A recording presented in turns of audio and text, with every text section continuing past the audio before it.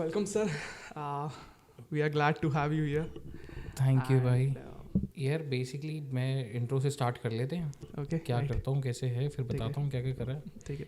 तो बेसिक यही है यार कि करता क्या हूँ मैं ये बता देता हूँ तुम्हें. हाँ. मेरी कंपनी है मकैनिफाई, राइट. जहाँ पे टू व्हीलर की सर्विस करते हैं और स्टार्ट भी इससे ही करा था, टू व्हीलर की सर्विस से. बट हम अर्बन क्लैप वाले मॉडल पे थे काइंड नहीं ऑफ. कर.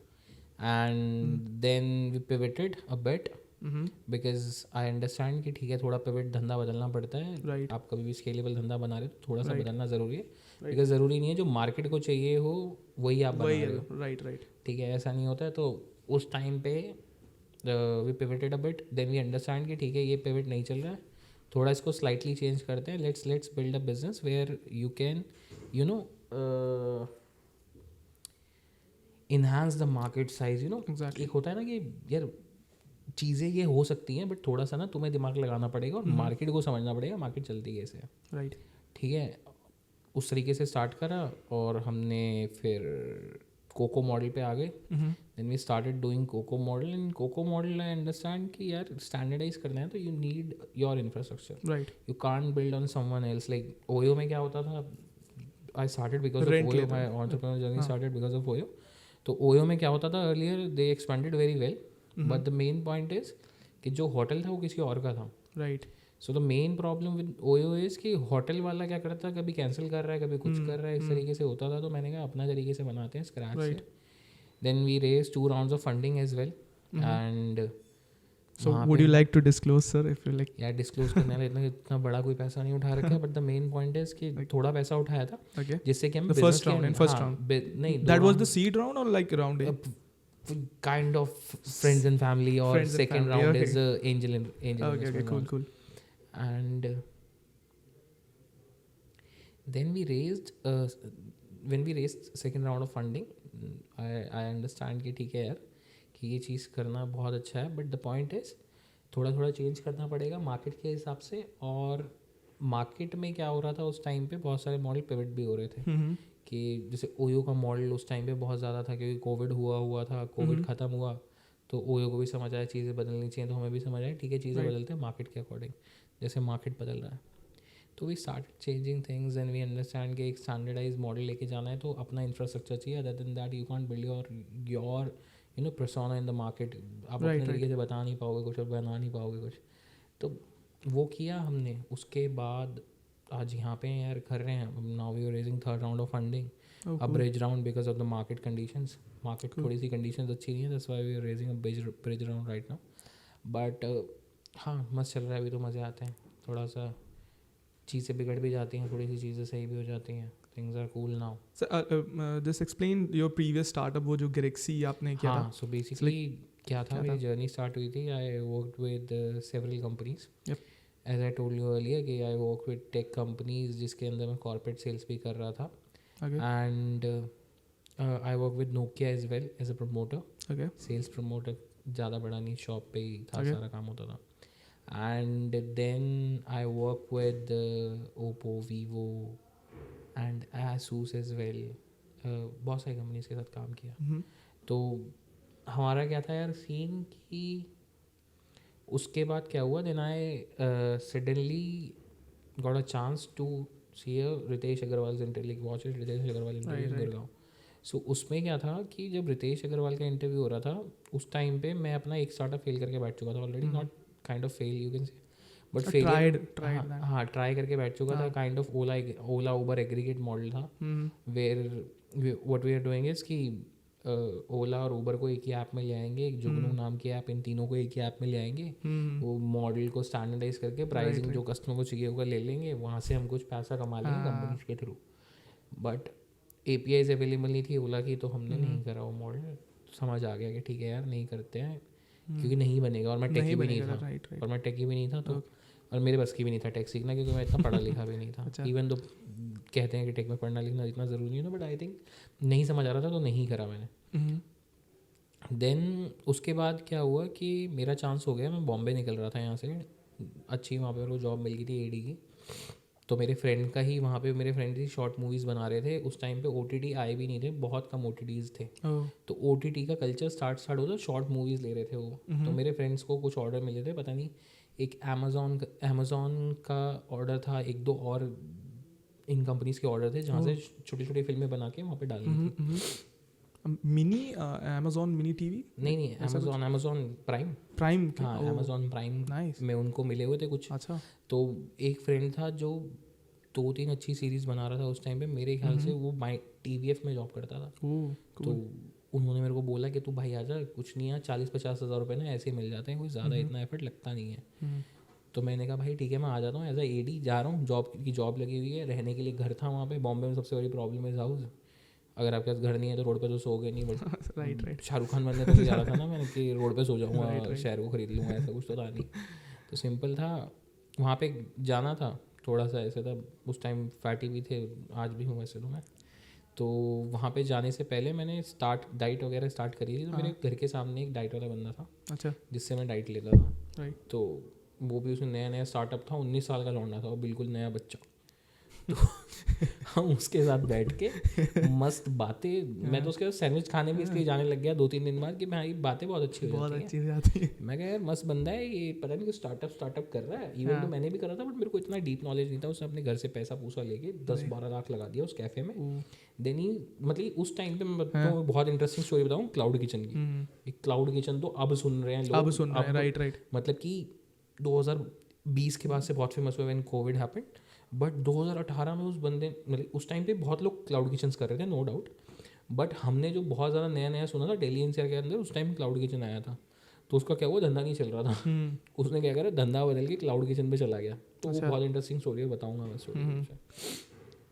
तो मैंने उससे बोला कि ऐसे यार मेरा ना मन है ये ना गैराजेस को एग्रीगेट करने का, और इसमें क्या कर सकते हैं देखते हैं एक बार। तो उसने मेरे को एक अपने एडवोकेट दोस्त से मिलाया, अच्छा, कि भाई ये बंदा है ऐसे स्टार्टअप करना चाहता है। तो ऑलरेडी वो उसका भी एक स्टार्टअप फेल हो चुका था, कोई प्रिस्टीन केयर की तरीके से ना कुछ बना रहा था, टेक फॉर द लैब्स। बंदा आएगा, उठाएगा आपका सैंपल घर से ही और घर से चला जाएगा। तो भाई crazy, that was a service based. हाँ, वो भी सर्विस बेस्ड था। तो मैं कहा भाई क्रेजी बना रहा है। तो क्या हुआ, वहाँ पे उससे बात हुई, सिद्धार्थ नाम था उस बंदे का, एडवोकेट था वो, सीख ही रहा था नया। तो भाई हमने ना 8-10 उड़ीसा से इंटर्न बुलाए। तो हमने ना सोच लिया कि ठीक है करते हैं। तो मेरी नानी ने उस टाइम पे मेरे को 1.1 लाख, मतलब 1,10,000 रुपये के लमसम मेरे को पैसे दिए थे नानी ने। हाँ, नानी ना उस टाइम पे ना एक्चुअली में क्या था, मेरी नानी हमारे पास रहती थी। तो उनके पास इक्विटी वगैरह क्या थी नानी की? नहीं इक्विटी वगैरह कुछ नहीं थी यार। उनके पास ना कुछ पैसा रखा था, कैपिटल रखा हुआ था। तो वो जो सेव करके रख दिए चीनी के डब्बों में, तो ऐसा रखा हुआ था। तो मैंने कहा, तो मेरी नानी ने मुझे दे दिया कि हाँ ठीक है ले, ये कर ले तू जो कर रहा है, कुछ ना कुछ। अच्छा, उनको बहुत भरोसा था मेरे पे, पता नहीं क्यों। मेरी नानी को बहुत भरोसा था। मेरी मम्मी भी हमेशा ही कहती है कि तेरी नानी को हमेशा भरोसा था, तो कुछ कर लेगा। आई डोंट नो व्हाई, मैं तो इतना पढ़ा लिखा भी नहीं था। इवन तो मेरे घर में बहुत पढ़े लिखे लोग हैं, तो मासी वैसी के लड़के बहुत ज़्यादा पढ़े हुए हैं। तो हमें तो हमेशा ही लगता था हम तो गरीब रह जाएंगे, ये सब कुछ बन गए हैं भाई। तो करा हमने, तो उन्होंने मेरे को 1,10,000 रुपये दिए। तो हमने एक फ्लैट लिया जिसमें हम 2 कंपनी चला रहे थे। और वहाँ पे क्या हुआ कि ना हमने उड़ीसा से 4-5 डेवलपर बुला के कोड वोड कराना स्टार्ट कर दिया। जब हमने कोड वगैरह कराया ना, तो मेरे को टेक का इतना ज्ञान नहीं था। तो मुझे वो साला कभी गूगल शीट पे कुछ डाल रहे हैं, कभी कुछ, मैंने गूगल शीट ही पहली बार सुना था उस टाइम पे। अगर ये भी कोई चीज़ होती है जिस पर डल के डेटाबेस आ रहा है, कोई वहाँ डेटा एंटर कर रहा है, मुझे यहाँ मिल रहा है। इवन तो आज पता चलता है वो बहुत इतना सा छोटा सा फीचर है, इंटीग्रेशन ही उसकी इतनी छोटी है।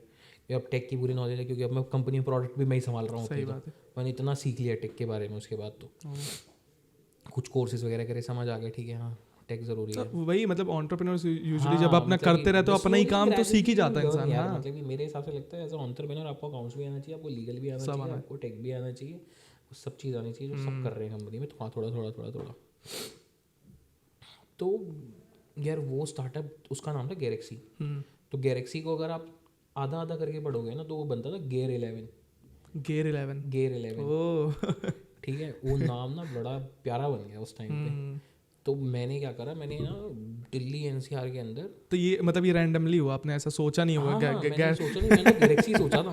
वो एक दिन मैं बैठा बैठा ऐसे ही सोच रहा, मैं कहा यार ना, अच्छा आपके पैसा खत्म हो रहा है, मेरे पास ना 50-60 हज़ार रुपये बचे थे।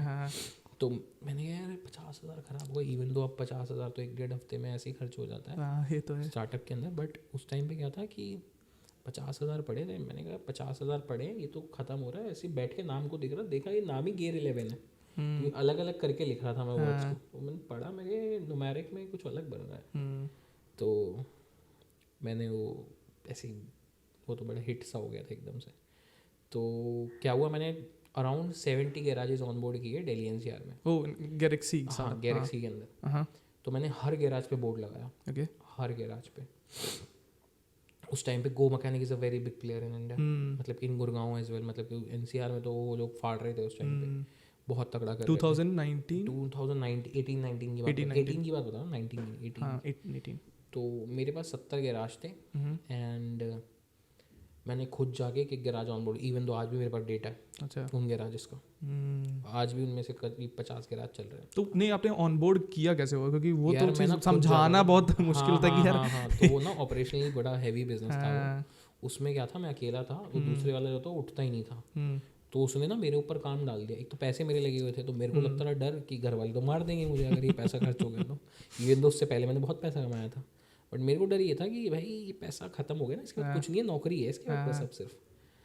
तो भाई मैंने फॉर्म्स बनाए, ठीक है, गैराज पे जाता था, उससे बात करना, पूरा मॉडल समझाना। तो मैंने दिन में टास्क ले रखा था, दिन में 3 गैराज ऑनबोर्ड करने हैं, तो मैप एलोकेट करके जाता था मैं, इस लोकेशन पे इतने गैराज है, इस डिस्टेंस के अंदर है, इतनी देर मुझे रिक्शे वाले को बाहर खड़ा रखना है। क्योंकि कई जगह ऐसी भी, गुड़गांव भी आता था मैं, रोहिणी से गुड़गांव आता था डेली, बहुत गैराजेस ऑनबोर्ड करे थे मैंने यहाँ पे। तो यहाँ पे ये है कि एक लोकेशन दूसरी लोकेशन बहुत दूर है, ठीक है। तो हमने क्या करा कि यार लोकेशन एलोकेट करी, फॉर्म्स भरे, उनका ना माप ले लेता था मैं, एक इंची टेप साथ लेके जाता था मैं, सर बोर्ड का माप ले जाता हूँ। अब ऐसा लगे एज अ बोर्ड लेके जा रहा हूँ मैं आपका, तो आपको ऐसा लगे भाई कुछ कर रही है, कुछ कंपनी का। तो मैं बोर्ड का माप लेके, बोर्ड वाला बटा रखा था, मैं कहा भाई तू बस ना ये बोर्ड लगवा दे, कहीं जहाँ बोलो ना वहाँ भेज दियो।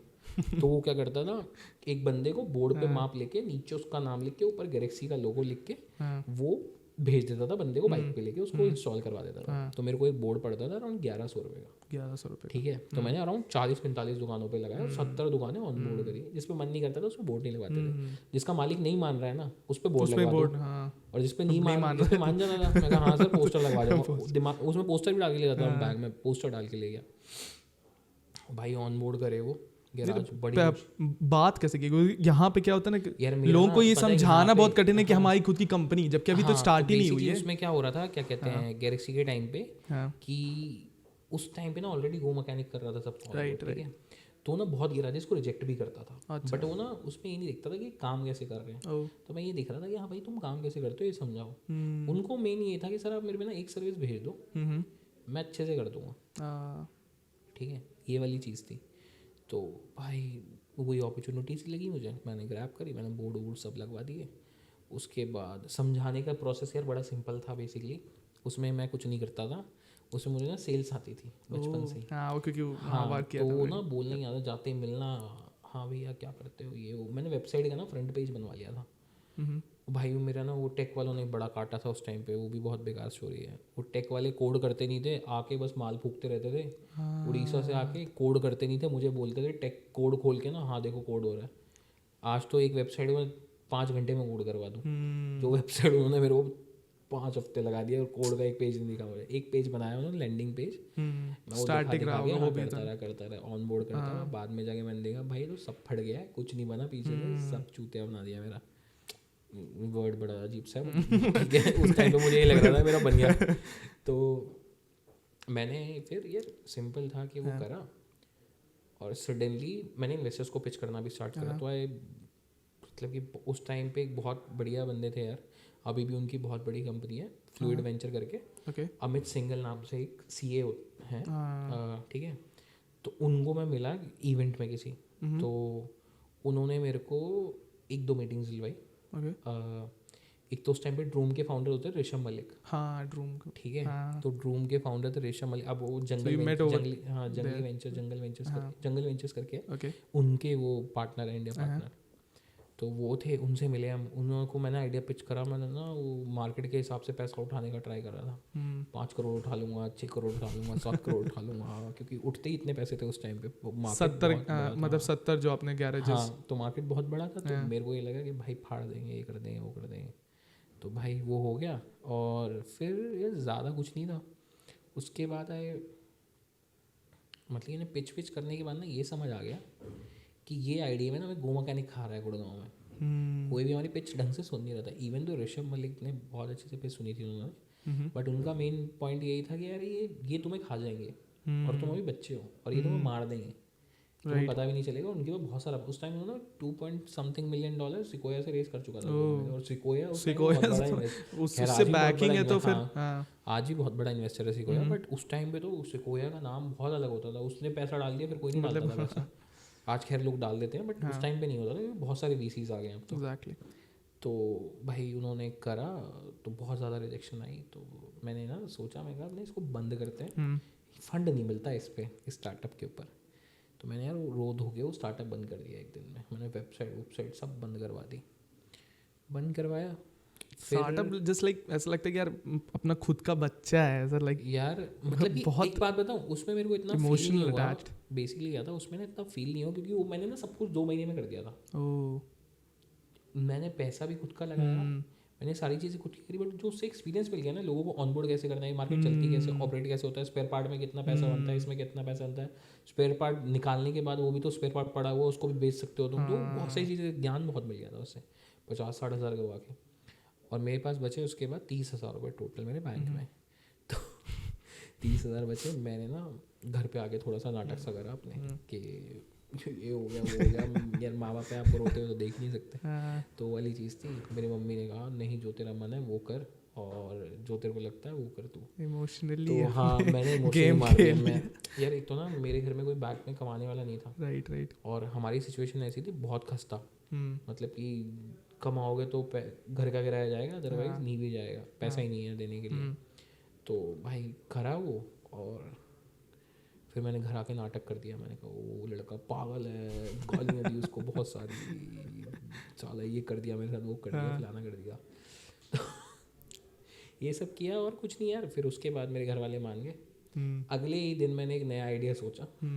मैं अपनी मेरे को एक्चुअल में क्या, स्कूटी चलाने की बहुत आदत थी उस टाइम पे. तो मैं ना अपनी बहन को लेके स्कूटी पे चला गया. तो मेरे को एक ऐसे रैंडमली आइडिया, स्कूटी बंद पड़ गई वहाँ पे, तो रैंडमली आइडिया हिट करा. मैं ना बार बार फ़ोन भी तो करती है मुझे, मेरी स्कूटी की सर्विस करा दे, मेरी स्कूटी की सर्विस करा दे.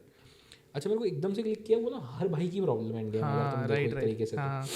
Same here. कि मतलब कि किसी की भी घर पे ना बहन हो गई ना, उसके पास स्कूटी है, तो सर्विस तुम ही कराओगे. सर्विस सेंटर तुम हो और कोई नहीं उसके लिए. मैंने कहा भाई ये ना बहुत बड़ा पिन पॉइंट है. और उसने मेरे को ना अगले दिन बोला सर्विस करानी है मेरे को अपनी स्कूटी की. माइस्ट्रो थी उसके, रेड कलर की. तो sir, without interrupting you sir, एक अपनी ऑडियंस को एक चीज़ ये मतलब बतानी है कि आप अपने अगर पेरेंट्स से अगर आप नहीं, मतलब अपनी इच्छाओं के लिए अगर आप नहीं लड़ रहे हो, या आपको जो आपको लाइफ में करना है आप उसको परस्यू करने के लिए अगर नहीं लड़ रहे हो, तो फिर वो, बिकॉज पेरेंट्स चाहते हैं कि तुम नॉर्मल लाइफ जियो, and we wanted to live it like. यार मतलब कि मेरे साथ केस अलग था. तो मेरी मम्मी को ना हमेशा वो लगता था कि मेरा लड़का कुछ कर लेगा. तो एक्चुअल में क्या था, मैं तो स्टडी भी इतनी नहीं करी होती, बट मैं जॉब में बहुत पैसा कमा रहा था. तो मेरे मम्मी को लगता है मेरा बच्चा ना बहुत स्मार्ट है. मतलब मैं बहुत ज़्यादा इमोशनल स्टोरी नहीं करूँगा कि मेरी मम्मी नहीं मानी, मैंने मनाया, ऐसा कुछ भी नहीं था यार. सिंपल था कि मेरी मम्मी को ये लगता था कि कुछ ना कुछ कर लेगा. और मेरे घर वाले भी बैक कर देते थे उस टाइम पे. मेरी मासी थी, उन्होंने थोड़ा सा उस टाइम पे एक्चुअली प्रूव्ड अर्लियर कि देखो मैं कर सकता हूँ, थोड़ा सा टाइम दो भाई, बहुत स्मार्ट गेम है, खेलने जा रहा हूँ मैं. और उस टाइम पे ना मैंने रितेश अग्रवाल की स्टोरियाँ बहुत गाई थी अपने घर पे. मम्मी सिम बेचता है, देखो क्या कर दिया इसने, आग लगा दी, मार्केट फाड़ दी. पहले घर में पिच किया, मैंने पिच किया घर पे अपने. मेरी ना बहन की बात दिमाग में हिट कर गई ये बात. मेरी जो छोटी बहन थी, मेरे से बड़ी बहन है मेरी बेसिकली, तो सबसे छोटी है वो घर में बहनों में. तो 3 बहनें हैं मेरी. उसके दिमाग में ना बात हिट कर गई. उसने ना रितेश अग्रवाल का इंटरव्यू मेरे साथ बैठ के CNBC आवाज़ पे देख लिया. आज भी मेरे को इंटरव्यू याद है. CNBC आवाज़ पे रिपीट इंटरव्यू आ रहा था. मेरी किस्मत बहुत तेज थी उस दिन. रिपीट इंटरव्यू आ रहा था. मैं तुम्हें ही बोलूँगा, देखना, बहुत अच्छा इंटरव्यू है.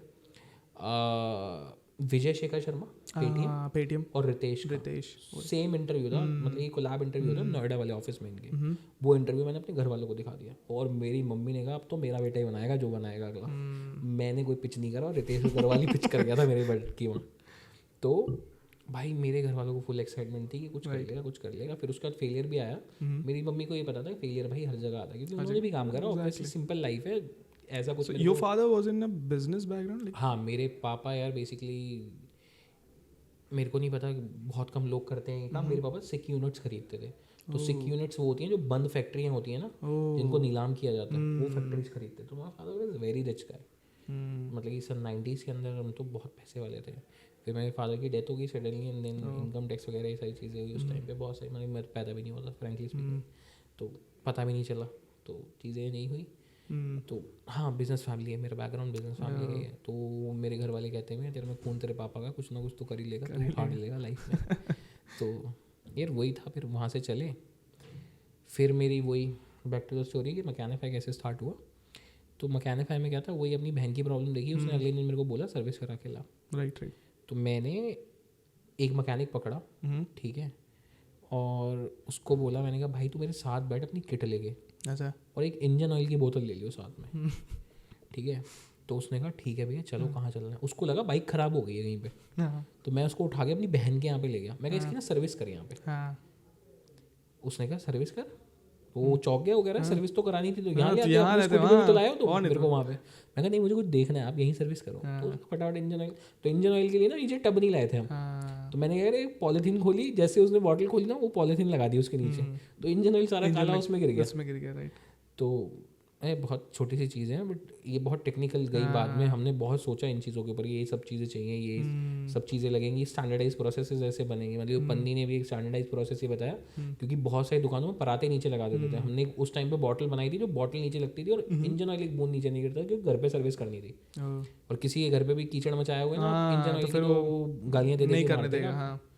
तो हुआ ये, हमने करा, सर्विस हो गई, ये तो ब्रॉड मार्केट फिट है, इसको बनाओ अब। फिर उसके बाद मैं मिला, उसके बाद मैं बंदे ढूंढ रहा था, उसके बाद मैं मिला अपने को फाउंडर से, उज्जवल से। तो ये मतलब ऑडियंस को थोड़ा ये भी एक्सप्लेन करिएगा कि को फाउंडर्स ढूंढा कैसे जाए। बिकॉज ऐसा है कि जैसे मतलब एक कॉमन मिस्टेक यूजुअली लोग कर देते हैं, जैसे कि आप फैमिली मेम्बर्स को जोड़ते हो, क्योंकि आपको शायद फैमिली मेंबर्स को तो मैं तो कहूँगा जोड़ो ही मत। एज अ को फाउंडर बहुत गाली गलौच होती हैं, बहुत सारी चीज़ें होती हैं, कभी फैमिली मेंबर्स को मत लाओ एज अ को फाउंडर, या कभी भी दोस्तों को, भाई दोस्तों को ही मतलब। तो कुछ मेरा दोस्त ही नहीं था फर्स्ट। बट आप ये भी देखो ना कि भरोसा इंसान स्टार्टिंग में किसी रैंडम पे करने से अच्छा है किसी को पहचानता है। ऐसा देखो मतलब कि मेरा मतलब कि मैं अपना यूज केस बता सकता हूँ, दूसरे का तो मुझे नहीं पता। जैसे मेरे को भरोसा बहुत कम लोगों पे होता है। तो उज्जवल के साथ क्या था कि उज्जवल मुझे एक कॉमन फ्रेंड के थ्रू मिला था, ठीक है। हम एक ही दुकान, एक 2 BHK के अंदर, रोहिणी सेक्टर 5 में 2 BHK के अंदर 13 स्टार्टअप चल रहे थे। 2 BHK में 13 स्टार्टअप भाई, इतने अजीब अजीब स्टार्टअप थे ना वहाँ पे, तो क्या ही बताऊँ। कोई सब्जियाँ बेच रहा है, कोई क्या बेच रहा है, कोई क्या बेच रहा है, कोई गेम बना रहा है। ये अभी ये कोलैबोरेटेड गेम्स जो तुम देख रहे हो ना, एक टाइम पे वहाँ पे हमारे पास एक लड़का था IIT से, IIT दिल्ली का हमारे ऑफिस आता था, वो उस टाइम पे बना रहा था ये गेम्स। जैसे अब ये वो बन रही हैं, जैसे Dream 11 बहुत फेमस हुआ है, या My 11 सर्कल, इवन तो ये बहुत पुरानी कंपनीज है, बट उस टाइम पे वो बंदा बना रहा था, उसके में ये था भाई बहुत चलेगा। हाँ, फैंटेसी गेमिंग, लूडो में वो पैसा बना रहा था उस टाइम पे बहुत ज़्यादा। तो फैंटेसी गेमिंग, उसको भी विजन बहुत क्लियर था कि गेमिंग एक दिन बहुत बड़ा, इवन दो अब गेमिंग बहुत बड़ा हो गया, वो तो खैर अब तो बहुत $1 बिलियन का मार्केट है, बहुत ज़्यादा बड़ा मार्केट है, स्कैटर्ड है, बट हाँ ठीक है, मार्केट अपने यार हर मार्केट अपने हिसाब से चलता है। मतलब मैं ही नहीं कहूँगा कि कोई मार्केट ख़राब है, किसी का मार्केट छोटा है, किसी का मार्केट बड़ा है। मेरे को नहीं लगता पॉडकास्ट का मार्केट बहुत बड़ा हो जाएगा, क्योंकि लोगों को अब ज्ञान चाहिए, ठीक है। मतलब कि लोगों को अब ये नहीं है कि वो अपने घर वालों के अलावा औरों से भी सीखना चाहते हैं, राइट। कोई किसी की स्टोरी से, मैं ये मतलब कि मैं पॉडकास्ट बहुत सुनता हूँ, बहुत कंज्यूम करता हूँ, बट मेरे हिसाब से मैंने पॉडकास्ट से मैं बहुत रणवीर इलाहाबादिया को बहुत देखता हूँ भाई, अंधाधुन। मतलब कि संडे को मेरा होता है 4-5 घंटा देता हूँ उसको, उसका कंटेंट बहुत कंज्यूम करता हूँ। तो बहुत सारे पॉडकास्टर्स हैं जिसका पॉडकास्ट कंज्यूम करता हूँ मैं, और अंधाधुन। मतलब कि मेरे को ये लगता है जिसको कुछ बनना है ना, वो ये सब चीज़ें सुन सुन के ही बन जाएगा, राइट। और जिसको कुछ नहीं करना है ना, बस कुछ करेगा ही नहीं, राइट। तो मेरा मानना ये है कि जिसको बनना है वो किसी और को सुन के ही बन सकता है, जिसको नहीं कुछ करना है उसे बहाने ही लगाता रहेगा। Same as with you sir, जैसे आपने हाँ रितेश अग्रवाल को, हाँ मतलब कि मेरा अगर रितेश अग्रवाल नहीं आते तो लाइक यार थोड़ा शायद आज ज़्यादा टाइम लगता ये बिजनेस बिल्ड करने यार मैंने ना रितेश, मैंने पता है आज तक का रिकॉर्ड है में। कि आज तक का ना रिकॉर्ड रहा होगा कि रितेश का कोई इंटरव्यू एयर हुआ और मैंने नहीं देखा। इवन दो आजकल मेरे बहुत सारे दोस्त हैं जो कहते हैं रितेश अग्रवाल का मॉडल नहीं चल रहा है, ये नहीं हो रहा। मैंने कहा जिस टाइम पे उसने स्केल किया था ना, ओयो के कई चीज़ें नहीं चल रही हैं बट नंबर्स बहुत अच्छे हैं नो डाउट, बट ओयो ने जब स्केल किया था ना लोग पागल हो गए थे उस टाइम पे। जब वो एक एक दिन में 100 होटल्स को ऑनबोर्ड करके स्टैंडर्डाइज कर रहा था, वो भी एक process banana it's not very easy, right. ठीक है। तो वो चीज़ समझना, मैं मानता हूँ उनके पास टीम्स होंगी, उनके पास बहुत अच्छे लोग होंगे, बट उनको टीम को विजन देना भी तो एक बंदे का काम है ना। राइट। वो दे रहा था 19-20 साल का लड़का, तो मेरे हिसाब से बहुत फाड़ा है भाई उसने, ठीक है। मतलब मैं ये नहीं कहूँगा numbers are not good right now, but ठीक है चीज़ें बदल जाती हैं। शायद कोविड हिट ना करता तो रितेश के नंबर्स बहुत अच्छे होते। जीरोधा हमें उस टाइम पे पता नहीं था कोई बहुत बड़ी, मतलब उस टाइम पे बहुत बड़ा था भी नहीं 2018 में जीरोधा, बट वो बहुत ऑर्गेनिक ग्रोथ पे कंपनी, राइट। उन्होंने फंड वगैरह पूरा बूटस्ट्रैप भाई। वो धंधा बनाना बड़ा मुश्किल है यार, मेरे को तो समझ नहीं आता वो धंधा बना कैसे। 2000 करोड़ का प्रॉफिट आता है उनका, मेरे तो दिमाग ही घूम गया आपके साथ। तो बिल्कुल बूटस्ट्रैप धंधा बनाना भाई बहुत, मेरे अब मैं नहीं सोच सकता, अभी के लिए मैं नहीं सोच पा रहा हूँ। बट हाँ ऐसा है एक चीज़ मैंने जो मैं प्रोसेस फॉलो करता हूँ कि जैसे जैसे आप सीखते रहते हो ना, जैसे जैसे आपको प्रोसेस समझ आ जाते हैं। जैसे अश्नील ग्रोवर अब क्या कर रहे हैं कि उन्होंने पहले 2-3 धंधे ना बर्न वाले देख लिए कि एक्चुअल में बर्न होता कहाँ है। मार्केटिंग में बहुत ज़्यादा पैसा जा रहा है, तो स्ट्रैटेजिकली मार्केटिंग में कस्टमर को सस्ते में कैसे लाएगा, ठीक है। तो हमारे पास क्या था, शुरू में ये चीज़ें थी नहीं, तो हमें पता था हमें कभी ना कोई करोड़ों नहीं देने वाला है, क्योंकि हम ना तो IIT से हूँ मैं, ना IIM से हूँ, ना मेरे पास कोई बहुत बड़ी पेडिग्री है, ना मेरे पास कोई बहुत बड़ा नाम है जिसके थ्रू मैं बहुत ज़्यादा पैसा उठा लूँ, ठीक है। और मैं co-founder भी IIT से नहीं था, तो मेरे को कभी ये लगा ही नहीं कि मेरे को बहुत ज़्यादा पैसा मिलेगा। तो मैंने ना हमेशा हाथ दबा के रखा। तो अकाउंट्स क्या है, मैं अपने हाथ में रखता हूँ कंपनी के अकाउंट्स हो गए या ये सारी चीज़ें, मतलब अकाउंट्स टेक में तो मैं पागल हो चुका हूँ भाई। टेक में तो मैं ऐसे घुस गया हूँ, मतलब कि पहले आज से 4 महीने पहले टेक मुझे कुछ नहीं लगता था, और टेक लगता है ये चीज़ बताओ मैं टेक पे डाल के दिखाता हूँ आपको इसको। मतलब एक बंदे ने मुझे बड़ी रेंडमली सी चीज़ बोली कि ये चीज़ टेक पे नहीं हो सकती, मैं करके दिखाता हूँ भाई। वो बंदा हिल गया जब मैंने वो चीज़ टेक पे कर दी, किसी ने नहीं करी आज तक वो चीज़ टेक पे, ठीक है। तो मैं बहुत मज़ा आता है चीज़ों में इनमें। तो कहाँ पे थे you were in the co-founder thing? हाँ को-फाउंडर वाले पार्ट। यार को-फाउंडर मेरे साथ तो बड़ा अच्छा हुआ था, मेरे कॉमन फ्रेंड के थ्रू मिल गया था को-फाउंडर। ढूंढे कैसे यार, कोई जगह तो स्पेसिफिक है नहीं जहाँ को-फाउंडर मिलता हो, या कोई खेत खलियान है जहाँ को-फाउंडर्स मिल रहे हैं, ऐसा कुछ नहीं है। मेरे को लगता है इंटेंशनली आपको देखना चाहिए, ठीक है। 2-3 महीने लेट्स सपोज अगर आपका कोर आइडिया है, तो ये भाई जो कैमरा लेके बैठे हैं उस साइड, इनको लगता है कि भाई मेरे को ज्वाइन करना है, तो इनमें मेरे ख्याल से तुमसे ज़्यादा आग होनी चाहिए कंपैरेटिवली ऑपरेशनल साइड या इन सब चीज़ों में, जिससे कि तुम्हें लगे कि तुम्हारा बिलीव ही जीतना होता है मेरे हिसाब से। तो एज अ को फाउंडर जब तक मेरे को नहीं लगेगा ये बंदा पैशनेट है, ये करना चाहता है या नहीं करना चाहता, तो कैसे करेगा। सिंपल सा सिस्टम है। तो मेरे हिसाब से कहीं मिलता नहीं है, कोई फॉर्मेट भी नहीं है। जैसे लिंक्डइन में यूजुअली लोग पोस्ट बहुत करते हैं कि मुझे को-फाउंडर चाहिए and this, so is this wrong और राइट? मतलब यार देखो कई लोगों को लिंक्डइन से मिले, जैसे मेरे कई दोस्त हैं, एक को तो फेसबुक से को-फाउंडर मिल गया था, ठीक है। और मस्त कंपनी उन्होंने 1-1.5 मिलियन उठा रखा है अभी, ठीक है। बहुत सारे लोगों ने भाई बहुत जगह से ढूंढे को-फाउंडर, ऐसी बात नहीं है। मेरे को बड़ी इजीली मिल गया था कि दोस्त के पास गया, उसने कहा भाई ऐसे ऐसे ऑपरेशंस में ये बंदा स्मार्ट है, इसने एक आधी कंपनी बना के बेच रखी है, तो इज अ स्मार्ट गाय। तो मेरे को ये था भाई ऑपरेशंस का बंदा आ गया ना, मैं खींच दूंगा, मेरे को सेल्स आती है राइट। तो वहाँ पे क्या था, डेली फेलियर्स होते थे। तो हमें मतलब यूजुअली जो को-फाउंडर्स है 2 एक्सपर्टीज़ में लेना चाहिए, like I have this expertise, and हमारा जो को-फाउंडर है उसके कुछ अलग एक्सपर्टीज भाई ये होना चाहिए, क्योंकि नहीं तो तुम फंस जाओगे, एक टाइम पे आके तुम्हें चुभने लग जाएगा, राइट। मतलब कि बड़ा क्लियरली बता रहा हूँ मैं, अगर आप एक्सपर्टीज़ वाले को-फाउंडर नहीं, सपोज मेरे पे सेल्स आती है, उज्ज्वल सेल्स नहीं करता है, अब उसको इवन दो अब बहुत स्मार्ट हो गया सेल्स में, बट उस टाइम पे उसको सेल्स नहीं आती थी, वो नहीं करता था। मुझे पता था ये जाके काम करवा लेगा किसी से, ये ऑपरेशंस में चला जाएगा, एक मर्द झगड़ के काम कर लेगा, बट ये सेल्स नहीं कर पाएगा। तो मैंने उसको कभी सेल्स वाली चीज़ बोली ही नहीं, इन्वेस्टर्स को पिच करना, सारी चीज़ें करना मैं खुद ही करता हूँ, ठीक है। अब तो खैर वो पिच में बैठता है, बड़े स्मार्ट आंसर दे देता है वो तो मतलब कई बार पिच में ऐसे धड़पकड़ चलती है, मज़ा आता है उसके साथ बैठ के करने में पिच। बट हाँ आपको एक्सपर्टीज़ वही चाहिए जो आपके पास नहीं है, सामने वाला नहीं। राइट। कैनवा बहुत अच्छा चलाता है वो जो pitch deck as a founder, मतलब कि बहुत, मेरे को नहीं पता कितने लोगों ने पॉडकास्ट पे बताया नहीं बताया, बट मैं ज़रूर बताना चाहूँगा और आना भी चाहिए भाई। ये जो भी पॉडकास्ट में जो भी लोग को फाउंडर्स हायर करते हैं, कैनवा या अडोब एक्सडी, ये जितने भी ये जितने भी सॉफ्टवेयर हैं, ये आने बहुत ज़रूरी होते हैं को फाउंडर को, जो कि मेरे को नहीं आते। ठीक है, मेरे को कैनवा ढंग से नहीं आता, अब आ गया मुझे भी नहीं आता, कैनवा नहीं आता। हाँ। हमने आज तक 300-350 पिच डेक बनाए हैं 2 साल की जर्नी का, मतलब लगा लो हर 2 दिन में एक नया pitch deck for the new investor. अगर एक तरीके से देखा जाए तो 300-350 पिच डेक, मतलब कि इंडिया में कोई ऐसा इन्वेस्टर नहीं होगा जिसके व्हाट्सएप पे मेरा पिच डेक नहीं पड़ा होगा। मैं ऐसे ऐसे इन्वेस्टर्स को, आज मुझे मिलता है ना कोई नया इन्वेस्टर, किसी पार्टी फंक्शन में चले गए, जैसे किसी वीसी की पार्टी में चले गए, कहीं चले गए, आज वो बंदा मिलता है, यार नंबर दो अपना, जैसे नंबर सेव करना, मेरा नंबर तो सेव है। ऐसी मेरे साथ एक बहुत अलग सी चीज़ हुई है। अभी मैं एक बंदे से मिला था, is into a VC circle, तो फंड वगैरह करते हैं, तो मैंने कहा सर अपना नंबर दो, फाउंडर को क्या पिच करनी है हर जगह, तो मैंने कहा अपना नंबर दो, मैं आपको पिच भेजता हूँ। भाई मैंने उसको 2019 के अंदर दिसंबर में पिच डेक भेज रखा था।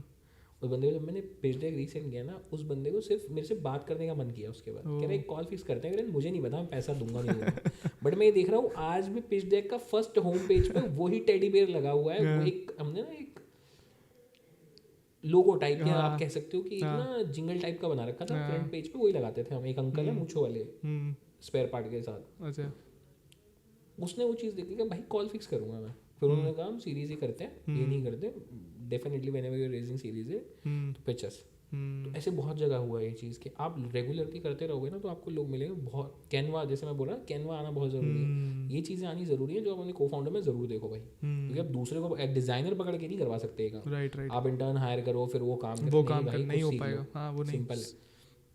पैसा उठाने के बाद टेक सीखा यार मैंने, मतलब कि आज पूरा प्रोडक्ट जितना बना हुआ है सब मैं ही बताता हूँ, मैं ही करता हूँ, सारी चीज़ें प्रोडक्ट में मैं करता हूँ। एक राज है हमारे यहाँ लड़का, वो सारी चीज़ें इम्प्लीमेंट कराता है कि ये चीज़ है, ये चीज़ चाहिए, इस तरीके से लगना है, ये सारी चीज़ें। तो अभी टीम साइज क्या है अभी रफली? हमारे पास अभी 18 लोग हैं लमसम, इसमें से 6 से 7 लोग टेक में, बाकी ऑपरेशंस ये सारी चीज़ें हैं। एंड फ्रेंचाइजी है तो उसमें ज़्यादा कुछ रहता नहीं होगा? यार बेसिकली क्या है, सी हमने बहुत सारे मॉडल चलाए, ठीक है, and I understand one thing very clearly, first you need to solve the problem right through technology. ठीक है, मतलब कि मैं ना आज 100 फ्रेंचाइजी पे नहीं जाना चाहता हूँ। फ्रैंकली स्पीकिंग 100 फ्रेंचाइजियाँ बेचना हलवा भी नहीं है, राइट, ठीक है, झूठ नहीं बोलूँगा कि मैं 100 फ्रेंचाइजियाँ बेच दूंगा या कुछ भी ऐसा है। 100 फ्रेंचाइजियाँ बेचना हलवा भी नहीं है, but the main point is कि आप ना 2-3 जगह, जैसे मैं ना रितेश का फुटपाथ, मतलब कि जो उसके फुट स्टेप्स है ना, बहुत फॉलो करता हूँ, ठीक है। तो उसने क्या करा था, पहले 2-3 जगहों पे ना एक प्रॉब्लम सॉल्व कर ली थी, इवन दो चाहे वो प्रॉब्लम मास अडॉप्शन पे जब आई फट गई, बट उस चीज़ से सीख लिया हमने कि कोको मॉडल करेंगे नहीं फटेगा जल्दी से, ठीक है, क्योंकि स्टैंडर्डाइजेशन मेरे हाथ में, सब कुछ मेरे हाथ में, ऑलरेडी डोमिनोज कर चुका है, उसको रेप्लिकेट करना है इस मॉडल में। तो सिंपल था कि हमने ना अपने टेक को स्ट्रॉन्ग करने का प्लान करा पहले, राइट, कि टेक को इतना स्ट्रॉन्ग करेंगे कि फट ना जाए। जैसे बहुत सारे फीचर्स हमारे आईपी में गए हुए हैं, ऑटोमेट करने की, हाँ, ऑटोमेट करने का ट्राई करा। बहुत सारे फीचर्स हमारे जो हैं हमने पेटेंट के लिए दे रखे हैं टेक के अंदर, मतलब टेक में बहुत कम लोग पेटेंट लेते हैं, बट हमने डाल रखा है, आईपी के लिए डाल रखे हैं, कई सारे इंटेलेक्चुअल प्रॉपर्टीज़ के लिए डाल रखे हैं कि ठीक है हमें चाहिए, ये अच्छा फीचर है, कुछ चीज़ें डाल रखी हैं हमने। वो आज तक इंडिया में ऑटोमोबाइल में बनी नहीं है यार, हमने इतनी चीज़ें बैकएंड में डाली हैं। मतलब कि मैंने 7 गैराज 19 गैराजेस हैं हमारे पास, ठीक है, हमने दुनिया की जितनी प्रॉब्लम्स थी ना गैराज की सब सॉल्व कर दी हैं। मोस्ट प्रॉब्ली अगले महीने तक हम इंडिया का सबसे पहला मोबाइल बारकोड स्कैनर जो कि स्पेयर पार्ट को स्कैन करता है, किसी ने नहीं बनाया, ठीक है, वो भी लॉन्च कर रहे हैं, जो बारकोड से स्पेयर पार्ट स्कैन करेगा कोई भी तो उसकी सारी डिटेल्स आएंगी, राइट? हाँ, उसकी सारी HSN नंबर से लेके 9 लाख। यूजुअली आप जैसे आप बाय करते हो तो उसमें तो रहता है बार कोड का, यूजुअली यू स्कैन का ऑप्शन रहता है, बट HSN कोड नहीं खींच पाता वो। तो बेसिकली क्या है, जैसे ऑटोमेशन पे पहले क्या होता है, जैसे OEM क्या करते हैं, OEM के पास वो TVS वाला वो रहता है रिमोट, उससे वो कॉपी कर लेते हैं डेटाबेस में, राइट, ठीक है, बट ये चीज़ फोन में कभी नहीं बनी है। फोन स्कैनिंग में तो ये कभी चीज़ आई नहीं। इवन दो FMCG में ये चीज़ आई हुई है, FMCG में है, जैसे कोई बंदा आपके ऑर्डर लेना है तो वो स्कैन कर लेता है, बट ये मॉडल कभी गैराजेस में नहीं आया था, तो हमने इसको गैराज में इम्प्लीमेंट करा कि भाई ये ज़रूरी है, ये कभी भी। तो आपके जो अभी मैकेनिफाई स्पेयर्स, राइट, हाँ। तो उसमें आपने ये इम्प्लीमेंट नहीं किया? नहीं ये नहीं, मकैनिफाई स्पेयर्स में हम बहुत कम धंधा करते हैं। हमारा मेन फोकस मकैनिफाई स्पेयर्स को हमने मकैनिफाई में इंटीग्रेट कर दिया, जो गैराज के स्पेयर पार्ट देखता है इंडिविजुअली, क्योंकि गैराज के स्पेयर पार्ट में ज़्यादा मार्जिन मिलता है, क्योंकि गैराज में जो स्पेयर पार्ट हम खरीदते हैं वो स्पेयर पार्ट में हमें 2x 3x का मार्जिन मिल जाता है। इंडिया में किसी भी धंधे में 2x 3x का मार्जिन 70% 80% का मार्जिन होता है, एक्सिस में मार्जिन है हमारे धंधे के अंदर। तो वो बहुत एक अच्छी ब्यूटीफुल चीज़ है जिंदगी। काला धंधा है बट बहुत पैसे वाला है। ये मतलब मेरे को लगता है ऐसा कि जितने हाथ इंडिया में जितने आप हाथ गंदे करोगे ना उतने धंधे में ज़्यादा पैसा बनता रहेगा। राइट। वो कहते हैं ना कोयले को हाथ मारो काला तो होगा, बट पैसा बहुत वहीं पे सबसे ज़्यादा है। तो वो वाली चीज़ है।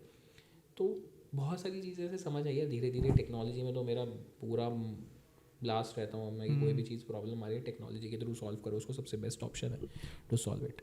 तो अभी जैसा जब आपने स्टार्ट किया था 2022 में, तब शायद कई सारी ऐसी कंपनीज आई जो टू व्हीलर मार्केट में गैरेजेस वाला काम कर रहे हैं। ना गो मैकेनिक ने भी स्टार्ट कर दिया था टू व्हीलर मेरी मतलब क्यों, मतलब ऐसा क्या हुआ कि उस टाइम पे, and don't you think that ये कंपटीशन काफ़ी हाई है इस सेगमेंट में? यार बेसिकली मेरे को क्या लगता है इस सेगमेंट की ना सबसे बड़ी प्रॉब्लम है इसकी बैक एंड प्रॉब्लम। बाइक तो तुम्हारे पास भी है, बाइक मेरे पास भी है। राइट। इंडिया में आज तक कोई थर्ड पार्टी ब्रांड क्यों नहीं बन पाया फिर? राइट।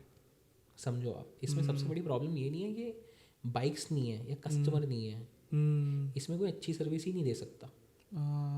बिकॉज आप एक टाइम पे जाके जब 50 गैराज खोल लोगे ना, आप जो 51वां गैराज खोलने जाओगे ना उसमें फंस जाओगे, क्योंकि सप्लाई चेन फंसती है आपकी और वहाँ आप मर जाओगे, डेड हो जाएगा आपका स्टार्टअप। सो बेसिकली आपका अगर सर्विस अच्छी है then you can survive into this market, right? Service अच्छी, करेक्ट। अगर आपकी सर्विस अच्छी है ना तो आप सर्वाइव, ऑटोमेटिक सी बात है। मतलब ऑटोमेटिकली मुझे लगता है कि अगर आज मैं आपकी बाइक की सर्विस अच्छी कर देता हूँ तो ऑब्वियसली कस्टमर लॉयल हो जाएंगे। तो देन यार देखो मेरे को ये लगता है इंडिया में कस्टमर लॉयल्टी डिस्काउंट से नहीं आती, डिस्काउंट से नहीं आती। एग्जैक्टली। डिस्काउंट लोगों को लगता है डिस्काउंट देने से प्राइस गेम नहीं खेलना है, प्राइस गेम नहीं है कुछ भी। मैं एक प्राइस गेम बहुत अच्छा खेलते हैं। तो हमारा प्लान क्या है, we are just operating like a third party OEM, ठीक है। तो हमारा प्लान बड़ा सिंपल सा है, थर्ड पार्टी ओईएम बनाना है। ओईएम आपसे ना 4 सर्विसेज फ्री देता है आपको। मैं आपसे एक भी सर्विस का पैसा चार्ज नहीं करता हूँ, क्योंकि मेरे स्पेयर पार्ट में इतना मार्जिन है। मैं आपको बस वो बिना सर्विस चार्ज के अपने गैराज पे लेके आता हूँ, आपको एक्सपीरियंस कराता हूँ, उसके बाद you can buy subscription plan कोई भी 1 साल का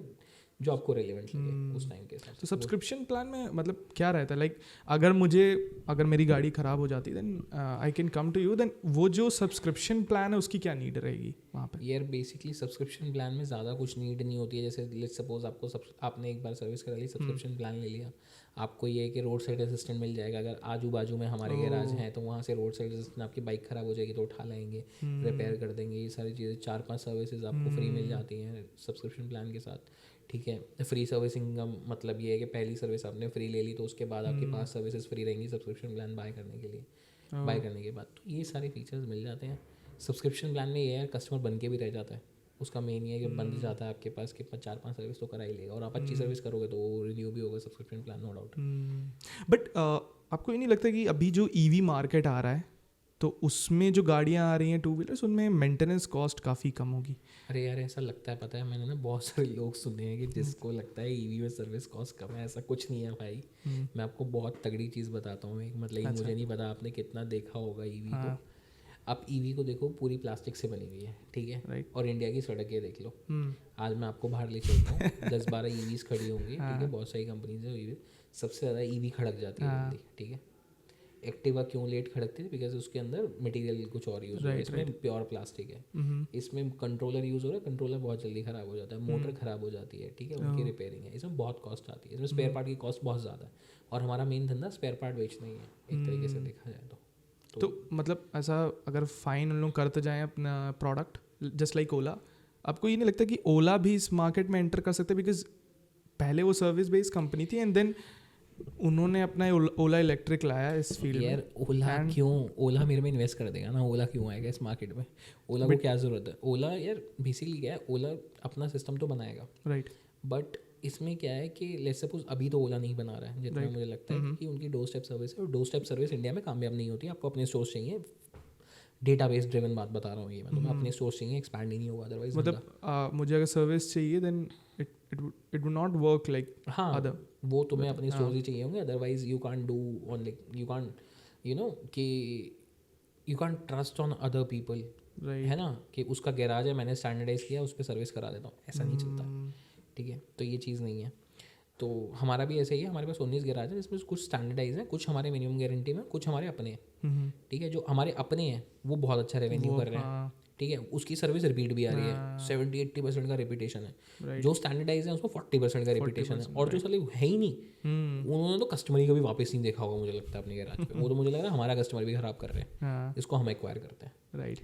तो यार मेरे हिसाब से किसी कंपनी को आने की ज़रूरत नहीं है, as per my understanding. My point is कि आपको सिस्टम बनाने की ज़रूरत है। राइट। ठीक है, लेट्स सपोज ओला ने बना दिया, ओला कितनी सर्विस कर सकता है, ओला 4-5 सर्विस जो फ्री कर रहा है वहाँ करवाएगा कस्टमर, उसके बाद ऑटोमेटिकली कस्टमर को महंगा लगने लग जाएगा। इंडिया में सबसे बड़ी प्रॉब्लम क्या है OEMs की, OEMs सबको लगते हैं बहुत महंगे। ठीक है, इवन इवेंचुअली वो है भी, क्योंकि वो अपना ब्रांड कॉस्ट चार्ज कर रहा है। Right right. ठीक है ना, but the thing is with Ola, बना लेगा तो बना लेगा यार, मार्केट बहुत बड़ा है, बहुत बड़ा। आप समझ रहे हो, मतलब it's around like $1.6 billion only for 2-wheeler market, जहाँ पे आपका सर्विस भी आ जाता है और जहाँ पे प्रोडक्ट भी आ जाता है। तो यार सर्विसिंग का मार्केट तो बहुत बड़ा है, मतलब कि मेरे को नहीं पता, आपको आइडिया है नहीं है। यहाँ पे एक मार्केट है दिल्ली में, करोल बाग, वहाँ पे डेली का 80-90 करोड़ का 2-wheeler स्पेयर पार्ट बिकता है।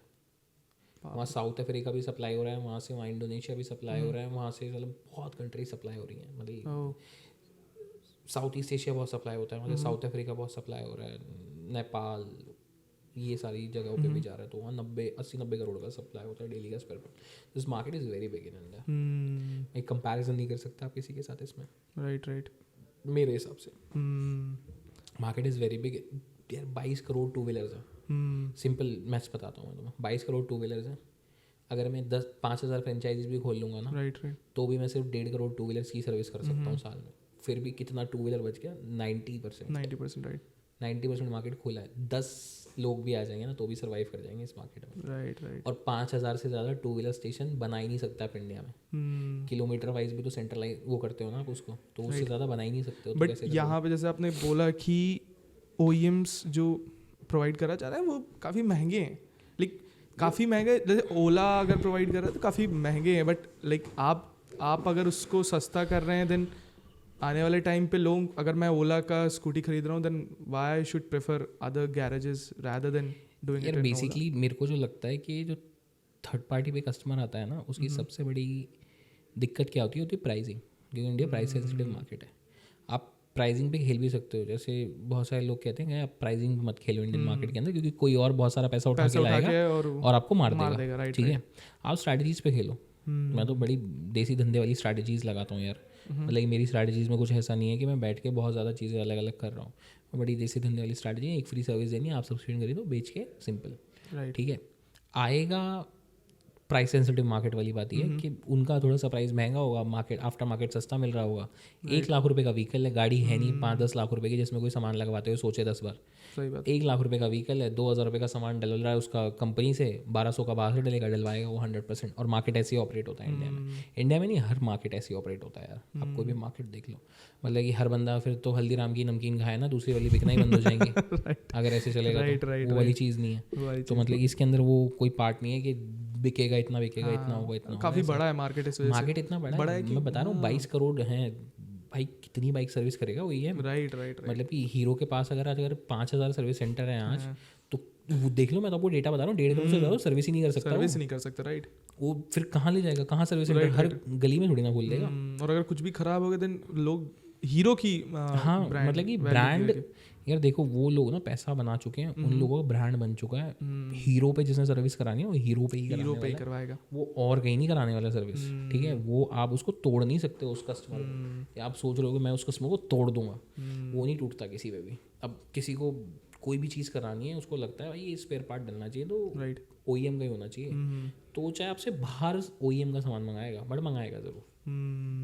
ये वाली चीज़ है, और इससे ज़्यादा कुछ भी नहीं है।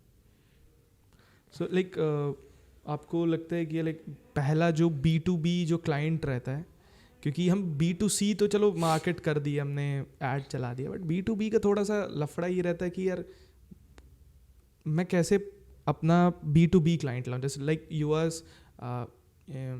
Selling spare parts, right? तो वो जो अगला कस्टमर है, how you gonna acquire that particular customer? यार बेसिकली B2B में तो ये देखो, मेरा एक्सपीरियंस ऑलरेडी B2B में था, बिकॉज प्रमोटर के बाद I work with tech company, और वो B2B में ही था. I work with corporate sales. I work in corporate sales on that part. The basic point in B2B is, I think मेरे हिसाब से जो B2B के अंदर कैच होता है ना, आप बस जाके उनके ऑफिस में बैठ जाओ, राइट, सोफे पे. वो कोई जैसे पिक्चरों में देखा हुआ तुमने, रिसेप्शनिस्ट एक दिन तो आपसे पूछेगी क्या काम है भाई, बता किससे मिलना है, तो आप जाके बोल दो कि ऐसे ऐसे अपने हेड से मिला दो किसी से, वो आपको मिला देंगे. वहाँ पे आपकी पिच है कि आप उसे क्या बेच के आते हो. आप लेके कुछ और जाओगे, वहाँ पहुँचते वक्त कुछ और बन जाएगा, अंदर बेच के तुम कुछ और आओगे. सिंपल लॉजिक लगता है सेल्स का मेरे को. आप बंदे की शक्ल देख के अपना मूड बदल लेते हो कि हाँ भाई ये है, ले ऐसे कर दूंगा मैं तेरे लिए. तो मेरे को लगता है B2B क्लाइंट एक्वायर करना एज कंपैरेटिवली B2C से ज़्यादा आसान है. देखा जाए तो मेरे को तो जाके ऑफिस का एड्रेस ही तो ढूंढना है. लेट्स सपोज आज आपको जाके पॉडकास्ट के अंदर रणवीर इलाहाबादी से मिलना है, ठीक है, आपको उसके ऑफिस का एड्रेस ही चाहिए. जाके बाहर बैठ जाओ उसके, उसको भाई मिल ले एक बार. इतना मैं कह रहा हूँ बहुत अच्छा आदमी है, मैं podcast very positive personality, but एक दिन तो उसके मन में भी जाएगा मिल लेता हूँ वहीं से. हाँ, कौन है? 2 दिन जाओगे, तीसरे दिन मिलेगा, मैं लिख के दे रहा हूँ तुम्हें, चाहे कितना भी बिजी हो. राइट. तो मेरे हिसाब से B2B क्लाइंट एक्वायर करना ज़्यादा आसान है कंपैरेटिवली B2C से, बट थोड़ा टाइम लगेगा. जैसे सपोज आप एक्वायर कर लिया, उसके प्रोसेसेस बहुत टाइम ले लेते हैं. वो प्रोसेस में जो बंदा खींच गया ना उस कंपनी को, तो जिंदा हो आप. अदरवाइज B2B क्लाइंट बहुत प्रोसेस लेते हैं. आप किसी कॉर्पोरेट को पिच करो, कॉर्पोरेट 6 महीने लेती है यार डील को क्लोज करने के लिए. Take a lot of time. You work with several B2B clients right now, and trust me यार 6 महीने लग जाते हैं एग्रीमेंट्स आने में. लीगैलिटीज़ इतनी होती हैं, आपको अपनी लीगल टीम चाहिए, और जब आपने इतना पैसा नहीं उठा रखा है, and you are working with companies like billions of dollars का जिसका रेवेन्यू आ रहा है मास में, और वर्ल्ड वाइड वो बहुत सारी कंट्रीज में, you need people around you कि जो आपको गाइड कर पाएँ उसके लिए कि भाई ये कर, ऐसे कर. तो ये चीज़ें मुझे लगता है बहुत इम्पैक्टफुल रहती हैं कि ये चीज़ आपको पता हो.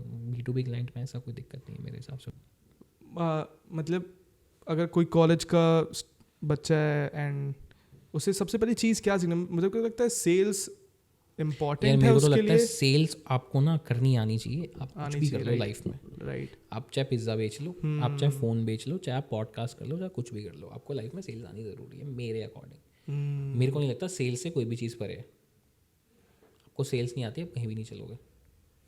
एंड आपको क्या लगता है कि problems in Indian two-wheeler market जो आपको लगता है कि इस पे स्टार्टअप किया जा सकता है, सो दैट आने वाली जो जनरेशन है वो उस पे स्टार्टअप कर सकते हैं? Any startup ideas that you want to give to audience. मैं तो फ्रैंकली स्पीकिंग एक चीज़ बताऊंगा, इंडिया में प्रॉब्लम्स बहुत सारी हैं, बहुत सारी सॉल्व करने वाला चाहिए. इंडिया में नहीं, पूरी दुनिया में प्रॉब्लम बहुत सारी है, ठीक है, सॉल्व करने वाला चाहिए.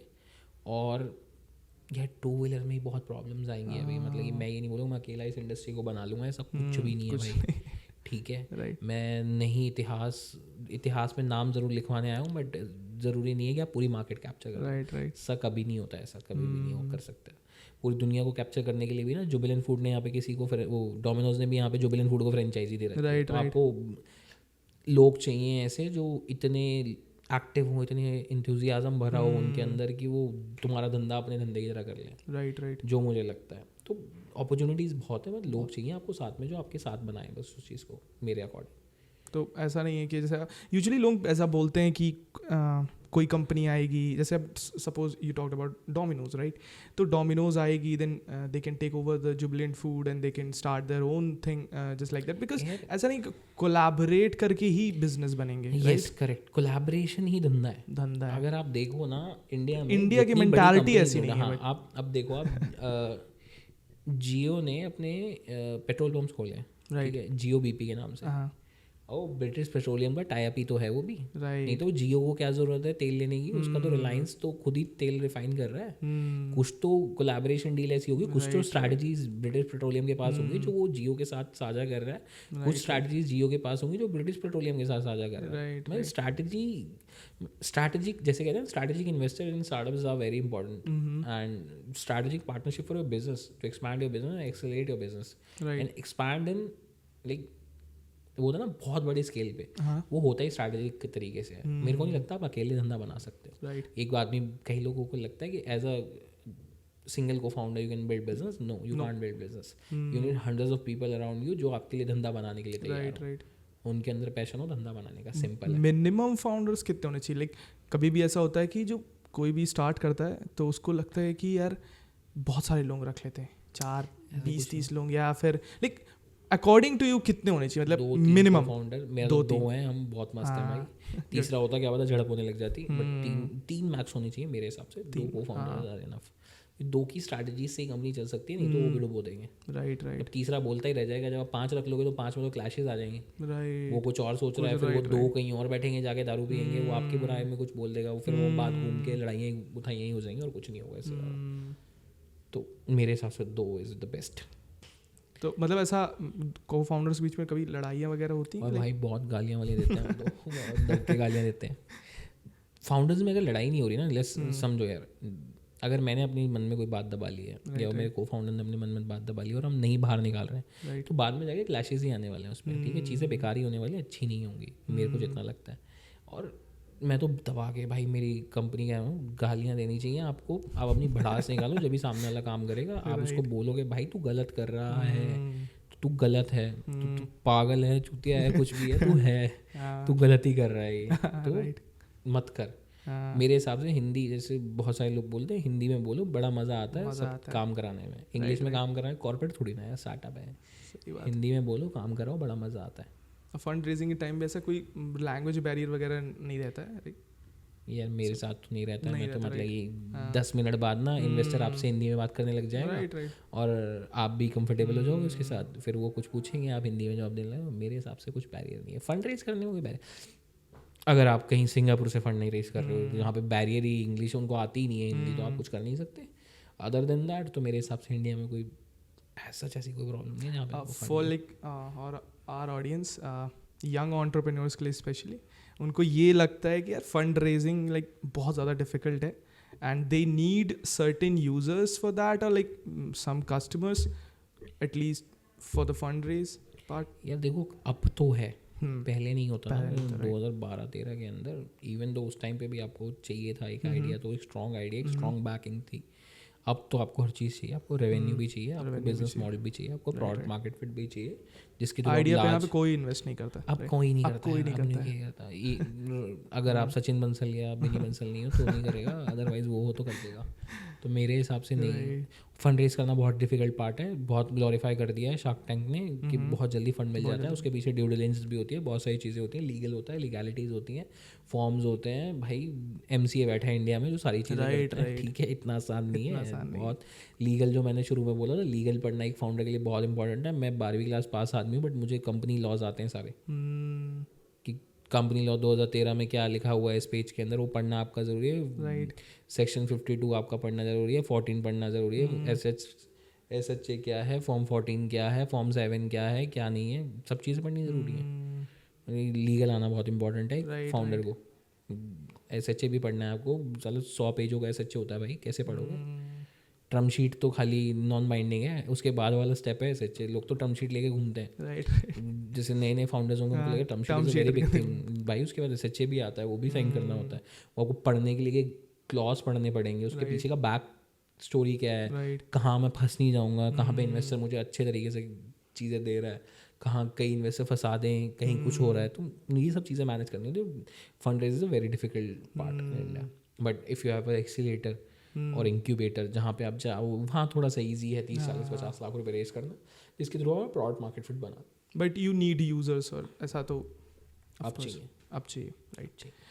हमने भी बहुत पहले स्टार्टअप किया था ड्यूरिंग आवर कॉलेज टाइम्स, जहाँ पे हमने ई-कॉमर्स वेबसाइट थी, जहाँ पे हम जो हाउस होल्ड वाइफ्स है, वो अचार होता है, पापड़ होता है, वो हमारे वेबसाइट पे डालते थे। तो हमने वहाँ पे 2000 कस्टमर्स को हमने वहाँ पे बेचा था अचार पापड़, एंड पर हमें ये नहीं पता था कि फंड रेजिंग किसे कहते हैं, कुछ हमें नहीं पता था। हम बस पागलों की तरह we were the delivery guy, we were the developers, we were everything, हम सब कुछ कर रहे थे वहाँ पे। और हमने रातों रात उस चीज़ को मतलब बंद भी इसलिए कर दिया बिकॉज जो औरतें थी वो हमसे ज़्यादा मतलब पैसे ले रही थी। Like if we are selling like 50 rupees of papad, then they want 40 rupees from us. तो हमारे पास 10 रुपये बचा, तो उसमें भी हमें डिलीवरी भी करनी पड़ती थी। तो उस टाइम पे हमें कुछ समझ में नहीं आया। एंड जब हम बंद ही कर रहे थे, काफ़ी ज़्यादा दुख का माहौल था, तो हमने अपनी वेबसाइट का देखा कि यार कितने की होगी वेबसाइट, सब बंद हो चुका था। हमने देखा तो it was close to 1 lakh हमारी वेबसाइट की खुद की वैल्यू जो थी। तो वी वर शॉक्ड यार कि यार हमें तो लग रहा था कि यार इतना वेबसाइट की तो नहीं होगी, लाइक द नेम वॉज मेरी कुटी, अब कौन आ रहा है लेने। तो we were not aware of that. But फिर धीरे धीरे हमें चीज़ें समझ में कि फंड भी कुछ नाम कोई चीज़ होती है जो कि इन्वेस्टर्स देते हैं, हमें पता नहीं था ये चीज़। एंड पेरेंट्स हमारे तो मेरे मम्मी पापा तो पूरे वो हो गए थे कि ये तो तुम्हारे बस का नहीं है बेटा, पढ़ लो, अभी पढ़ाई का टाइम है। नहीं ये सब कहते तो देखो, सब माँ बाप को पढ़ाना ही है अपने बच्चों को, सबको सरकारी नौकरी चाहिए। सरकारी नौकरी, ठीक है, सरकारी नौकरी तो सबको चाहिए, बट ये है कि आप किसी चीज़ को किस तरीके से, मेरे को लगता है लगे रहना is a very important part. छोड़ो मत।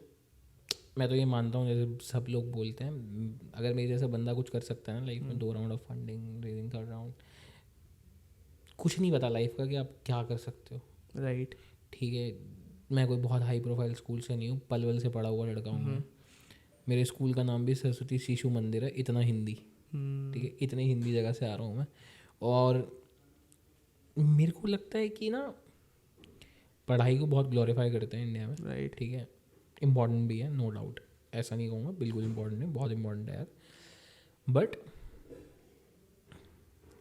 जैसे मेरी मजबूरी थी, राइट, हमें पैसा नहीं था, चीज़ें नहीं थी, सोर्सेज नहीं थे उन करने के लिए, तो मैंने नहीं करा, राइट, क्योंकि मजबूरी ने नहीं करने दिया। बट अगर आप एक सर्टन एक ग्रेजुएशन तक भी कर लो ना, बहुत है। वहाँ पे पढ़ा हुआ कुछ काम नहीं आ रहा धंधे में। मैंने ये देख, मेरा फाउंडर ना पढ़ा हुआ है, को फाउंडर, अब मैं उससे पूछता हूँ क्या क्या चीज़ें जो तुमने पढ़ी हैं और यहाँ काम आ रही हैं। राइट, कुछ नहीं आ रहा भाई काम।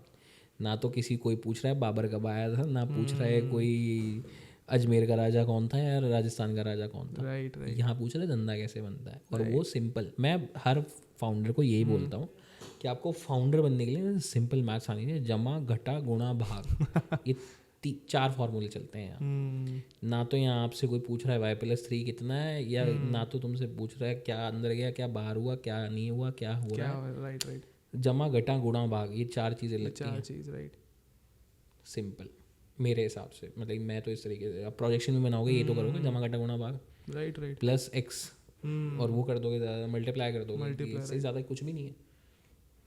मतलब बेसिक आना चाहिए, बेसिक आना चाहिए, सब कर सकते हो यार, ऐसा कुछ नहीं। बेसिक एजुकेशन बट जरूरी। पहले ऐसे होता था जैसे IIT IIM को बहुत ज़्यादा वो फोकस करते थे, अब नहीं कर रहे हैं भाई। मैंने नहीं सुना किसी ने मेरे से पूछा होगा तो IIT से IIM से बैकग्राउंड पूछते हैं, अपना बैकग्राउंड बताते हैं, सिंपल। पहले ऐसा होता था, बट लोगों ने बदले, ये वो चीज़ें बदली हैं, तो ठीक है, मार्केट बना भी है। But still there in Tier 2 Tier 3 cities, not in Tier 1।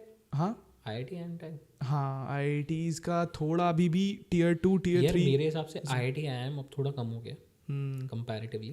पहले बहुत होता था, फ्रैंकली स्पीकिंग। IIT IIM वालों को पैसा भी इसलिए मिलता था बिकॉज पहले मेरे को लगता था इनको क्यों ही पैसा मिल रहा है, but slowly gradually I understand. I met couple of IIT guys and IIM guys, and मैंने 2-4 event IIT Delhi, IIT Bombay सारे अभी करे, तो आई पर्सनली रियलाइज़ कि वो लोगों को ना पहले से ट्रस्ट हो जाता है कि इन्होंने कुछ उखाड़ रखा है। राइट, सिंपल लॉजिक है कि वो एज अ फाउंडर मुझे क्या लगता है IIT IIM में एक प्लस पॉइंट होता है कि वो ना इतना बर्डन लेके वहाँ पहुँचते हैं ना कि उनको ये पता होता है कि धंधे में अगर बर्डन आ गया तो फटेंगे नहीं, राइट। और धंधे में बर्डन आता है एक टाइम पे आके। तो मेरे को लगता है उनको बस उस चीज़ की लेवरेज दी जा रही है, और वो मिलनी भी चाहिए। राइट, राइट, क्योंकि अगर मैंने वो चीज़ करी है तो मेरे को भी लेवरेज मिलनी चाहिए। मैं भाई वो फाड़ रहा हूँ वहाँ पे, वो फाड़ गया है। सामने वाले को पता है मैंने IIT क्रैक करा, इट मीन्स मैंने कुछ तो आता है, कॉन्फिडेंस भी कुछ तो बूस्ट है। हुआ ना। मेरे को लगता है कोई बुराई नहीं है, कोई बुराई नहीं है। लोग कहते हैं पढ़ना इंपॉर्टेंट है, मैं कहता हूँ बहुत इंपॉर्टेंट है भाई। अगर मेरे पास IIT का टैग होता मैं आज 10 मिलियन उठा लेता। राइट, राइट, सिंपल है। मेरे पास वो प्रिविलेजेस होती है ना, कह सकते हो कैलिबर आ जाता है आपके अंदर अलग तरीके से, जैसे आप पैसा रेस कर पाओ, या आपको आपके फ्रेंड्स ही IIT IIM के लोग ही बड़े बड़े फंड्स में बैठे हुए हैं। राइट, राइट, चाहे कोई पार्टनर है, कोई कुछ है भाई, बहुत मस्त कर रहे हैं वो लोग, बिकॉज ऑफ द रीजन उनके पास लेवरेज है, उन्होंने उखाड़ा अपनी अर्लियर लाइफ के अंदर। मैं बुरा नहीं मानता हूँ पढ़ाई को, जो लोग कहते हैं ना पढ़ाई करना इंपॉर्टेंट नहीं, पढ़ाई करना बहुत इंपॉर्टेंट है यार, ऐसा कुछ नहीं है। बट द थिंग इज कि जैसे मेरी मजबूरी थी, तुमने पूछा ना कि पढ़ना क्या है क्या नहीं, मेरी मजबूरी थी, नहीं पढ़ पाया। अगर पढ़ पाता तो बहुत अच्छा होता, और भी मज़े आते। IIT IIM तो मुझे पता नहीं फोड़ सकता था मैं, बट थोड़ा सा और एक्स्ट्रा पढ़ लेता, कॉलेज चला जाता। वहाँ के एनवायरनमेंट सीखना भी बहुत ज़रूरी है, वो एनवायरनमेंट में रहना, वो चीज़ें सीखना बहुत इंपॉर्टेंट है। जो लोग कहते हैं पढ़ना is not important, it's not right. तो पढ़ना शायद आप कॉलेज चले जाते तब शायद ये बिजनेस हाँ लेट हो जाता, खैर ये लेट हो जाता, ये भी हो सकता था, करेक्ट, ये लेट हो जाता। और यार देखो मेरे हिसाब से तो सारी चीज़ें ना अलाइंड है, ठीक है, कि आपको जो करना है वो तो करना ही है, और आपको कैसे ना कोई चीज़ करा देगी वहाँ पे लाके। बट मेरे हिसाब से पढ़ना बहुत ज़रूरी है भाई। मैं हर बंदे को ही बोलता हूँ पढ़ो ज़रूर यार, एक बेसिक नॉलेज एक आपको होनी चाहिए। IIT IIM startups are very मैंने पहले बताया वो फोड़ चुके हैं, उनको इसलिए अपॉर्चुनिटी मिलती है और मिलनी भी चाहिए। अगर मैंने करा तो मेरे को भी मिलनी चाहिए, ऑब्वियस सी बात है। अगर मैंने एक बार एज अ एंटरप्रेन्योर अपने आप को एक स्टार्टअप को बड़ा बना के साबित कर दिया, तो ऑब्वियस सी बात है दूसरे स्टार्टअप में मेरे को लेवरेज मिलने लग जाएगी। जस्ट लाइक IIT है, आपने IIT क्रॉस कर लिया, आपको सब लेवरेज मिलेगा, तो वही सेम इसमें है। आपने एक स्टार्टअप को बड़ा बना के बेच दिया, ऐसे बोलो एक्वायर करा दिया, कुछ भी करा दिया, XYZ, आपको लेवरेज सेकंड स्टार्टअप में वैलिडेट कर दिया अपने खुद में। हाँ राइट, सिंपल है, आपने वैलिडेशन ला दिया। तो मेरे जैसे बहुत सारे लोग बोलने लग गए हैं आजकल, पढ़ाई जैसे बहुत मोटिवेशनल स्पीकर्स हैं, तो भाई इनसे तो बच के रहो। जो मोटिवेशनल स्पीकर्स हैं ना, इनसे तो जहरों से बच के रहो। ये जो बोलते हैं पढ़ो मत, लिखो मत, फलाना मत करो, ढेका मत करो, भाई कुछ नहीं है। पढ़ना लिखना उतना ही इंपॉर्टेंट है जितना खाना खाना इंपॉर्टेंट है, ठीक है। कहने की बात है कि आपको मेरी मजबूरी होती है पढ़ना लिखना, फ्रैंकली स्पीकिंग मेरे को पढ़ना लिखना पसंद कम है, बट एक टाइम पे आके आपकी मजबूरी बन जाएगी, और जब मजबूरी बन जाएगी ना, आपको रो पढ़ के पढ़ना पड़ेगा। क्योंकि ना तो आपको मम्मी बता रही है कि पढ़ना है तुझे, ना आपको आपके पापा बता रहे हैं, ना आपकी मैम बताने के लिए, आपको खुद पता है कि मुझे पढ़ना है। जब हम लीगल में फंस जाते हैं ना एज अ फाउंडर, तब हमें पता चलता है कि लीगल के अंदर जो आज तक मैंने बुक उठा के नहीं पढ़ी थी ना मैथ्स के ढंग से, अगर वो पढ़ लेता और चीज़ें समझ लेता बुक्स पढ़ के, तो शायद लीगल पढ़ना और आसान होता। बट अब आ गया पढ़ना बहुत इंपॉर्टेंट है। और एक ये लोगों को मत सुनो कि पढ़ाई इंपॉर्टेंट नहीं है, ये इंपॉर्टेंट नहीं है, रील्स मत देखो भाई, वो रील्स कभी मत देखो जिनमें ये बोल रहे हैं कि पढ़ना इंपॉर्टेंट नहीं है। वो 10वीं पास करके चला गया, वो 12वीं पास, उसकी बहुत बड़ी मजबूरी रही होगी जो पढ़ नहीं पाया। सिंपल लॉजिक है। कोई माँ बाप अपने बच्चे को ये कभी नहीं कहता कि मैं बिना पढ़ाए तेरे को कुछ बना दूँ। सिंपल है।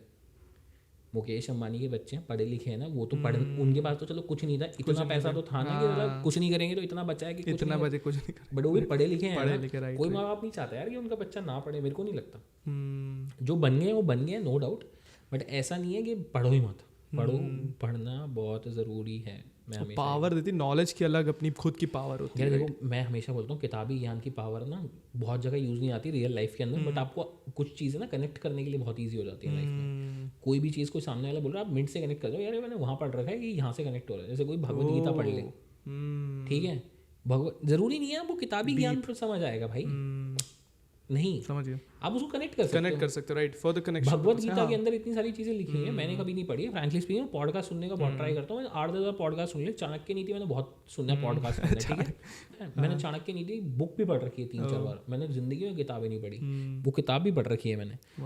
यार उनसे ना रियल लाइफ में कनेक्ट कर जाते हो। आपके साथ कोई इंसिडेंस हुआ, आप यार मैंने वहाँ पढ़ा था, अब इसके आगे ना ये करना पड़ेगा, तो वो वैसे जाएगा जैसे मेरे को करना है। ये है पढ़ना। अब इंडिया में पढ़ने को क्या कर रहे हैं, किताब ही रट्टे मार दो सारे बैठ के, ये पढ़ लिया वो पढ़ लिया। जैसे हिंदुस्तान में बहुत लोग कहते हैं ना कि हमारे यहाँ पे ना गरीबों की स्टोरियाँ बहुत ग्लोरीफाई करके सुनाई जाती हैं। जो गरीब है, जैसे हमारे प्रधानमंत्री कर लिया, गरीब ने UPSC कर लिया, जैसे हमारे प्रधानमंत्री हैं, बहुत अच्छा है, बहुत सही कर रहे हैं। चाय बेचने वाला कहते हैं उनको, या कुछ ऐसे कहते हैं, भाई उसका बैक स्टोरी देखो ना, उन्होंने कितनी स्ट्रगल करी है, कहाँ से पहुँचे, वहाँ से पहुँच के वहाँ जाना कितना दुखदाई होता है, उसी बंदे को पता। फैमिली नहीं है, कुछ नहीं है। हाँ, दिस एज भाई मेरे हिसाब से पढ़ना लिखना बहुत ज़रूरी है यार। मैं तो कहूँगा ये रील्स देख रहे हो, मस्त है, मैं बहुत रील्स देखता हूँ, ठीक है, मैं बहुत कंटेंट कंज्यूम करता हूँ, बट मैं कभी उन मोटिवेशनल स्पीकर्स को नहीं पढ़ता, या मैं कभी वो पॉडकास्ट नहीं देखता जिसमें बैठ के सिर्फ ये बताया जा रहा होता है कि मैं यहाँ पहुँच गया ये बेच के, फलाना करके वो पहुँच गए। ज़रूरी नहीं है उसके फुटस्टेप फॉलो करके आप पहुँच जाओ, आप उससे थोड़ा सा सीखो, जैसे आप हो आप उसको रेप्लिकेट करो अपनी लाइफ के अंदर, राइट, सिंपल। आप उसमें ये बनाने का ट्राई मत करोगे मैं वो बन जाऊँगा, वो आप कभी नहीं बनोगे, वो तो कभी नहीं बन पाओगे, क्योंकि आपकी पर्सनैलिटी लगे यार। अब जैसे मैं बोलना नहीं चाहूँगा, बट कई सारे लोग हैं जो बहुत सारी चीज़ें बेच रहे हैं आज के टाइम में मार्केट में, वो बहुत प्रमोशन करते हैं, ठीक है, हमने ये बना दिया, हमने बूटस्ट्रैप ये बना दिया, हमने बूटस्ट्रैप ये बना दिया। यार आपने बूटस्ट्रैप बना लिया, ठीक है, अब जिनको आप ये बता रहे हो ना, शायद वो ना बना पाए, राइट, बट वो जैसे अब आप ये ले लो, जैसे हम तो इंक्यूबेटर में बैठते हैं, एक्सीलेटर में बैठते हैं, तो एक बहुत बड़ा एग्जांपल मैं बताता हूँ। शार्क टैंक जब एयर होता है ना, जैसे पिछले साल एयर हुआ था और अब भी एयर होता है, मैंने हमेशा देखा है इंक्यूबेटर एक्सीलेटर्स के पास ना बच्चे आने लग जाते हैं, हमें स्टार्टअप करना है, हमें स्टार्टअप करना है, इसने ऐसा बोला था, ये चाय बेच रही है कंपनी, ये चाय बेचने वाली कंपनी के फाउंडर ने ऐसे बोला कि समझ गया मैं, पढ़ो मत। मैं कहा भाई ये क्या बोल रहे हो तुम, पढ़ो मत और ये मत करो, फलाना मत करो, या हमने कॉलेज पार करते ये कर लिया, ऐसा कर लिया, समझ रहे हो? मतलब कि पॉइंट ये है कि समझ गया यार करोगे आप वही जो आपको करना है, राइट, ठीक है। आप दूसरे की लाइफ से थोड़ा सा कोई पॉडकास्ट सुन के थोड़ा सा सीख लो, बट ये मत सीखो कि आप वो करो जो मैं कर रहा हूँ, राइट।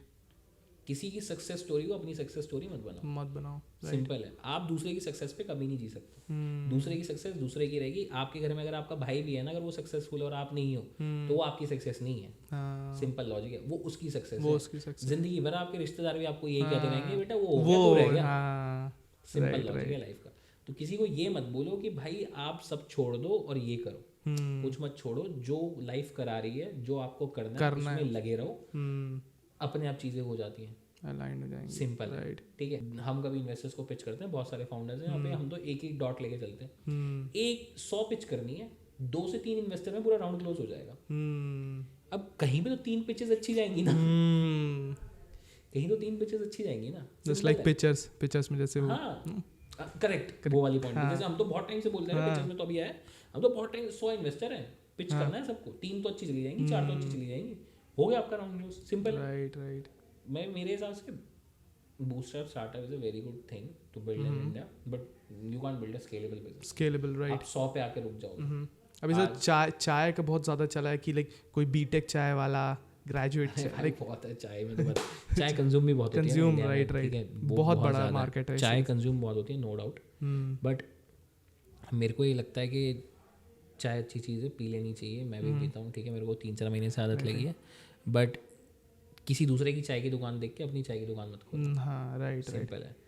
वो भी चाय वहीं बेच रहे हैं जहाँ पे स्टूडेंट्स पढ़ते हैं ना, आज के टाइम पे आप किसी भी चाय का खोखा देख लो, वहीं सबसे ज़्यादा होगा जहाँ कॉर्पोरेट पढ़े लिखे लोग आए हो रहे हैं, और जहाँ पे स्टूडेंट रह रहे हैं जो पढ़ लिख रहे हैं, राइट, ठीक है। तो ये किसी को मत बोलोगे आप पढ़ो मत, आप लिखो मत, शटर उठा के ये कर दो और वो कर दो, फलाना कर दो, ऐसा कुछ मत करो। किसी के शटर उठाने से किसी का कुछ नहीं जा रहा। हाँ, तो अपने हिसाब से देखो, जो करना है खुद करो। किसी के एक बात बताओ, किसी के कहने से कभी कोई कुछ करता है?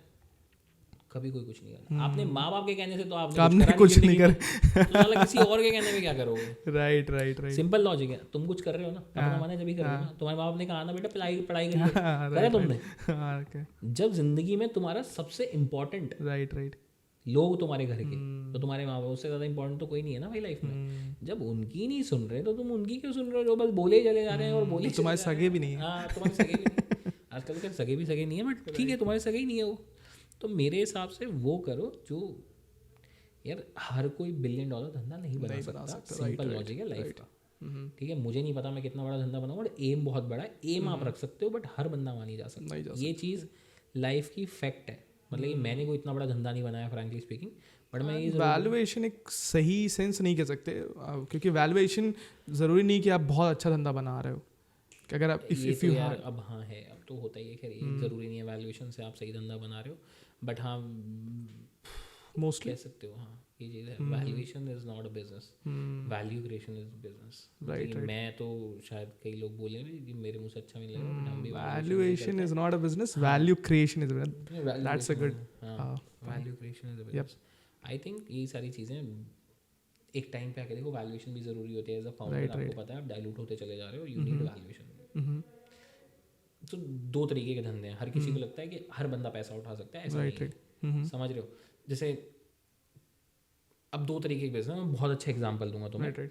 मुझे नहीं पता ये कौन देख रहा है कौन नहीं देखेगा, बेशक तुम्हारी ऑडियंस अभी कम भी है, तो बताने में मजा आएगा। जैसे let's take example of Chaayos, ठीक है, एंड वन बिजनेस इज चाय सुट्टा बार या MBA चाय वाला, राइट, ठीक है, right. Let's compare this both the businesses, right, on a single trip, ठीक है। Chaayos raised several rounds of funding, okay, ठीक है, दे रेज $50-60 मिलियन में अभी तक, ठीक है। MBA Chai Wala, Chai Sutta Bar, they never raise funds, bootstrapped, ठीक है। धंधा बहुत क्लासिक है, चाहे वो भी शायद चाय उससे ज़्यादा बेच रहे हो, ठीक है, बट धंधे में थोड़ा सा डिफरेंस है। वो अलग ऑडियंस के लिए धंधा बना रहा है चाय, ठीक है, और आप अलग ऑडियंस के लिए बना रहे हो। तो अगर आपका फ्रेंचाइजी बिजनेस ही है, जब आपने फ्रेंचाइजी प्रॉफिटेबल कर दी तो आपको धंधा ही नहीं चाहिए, समझ लो।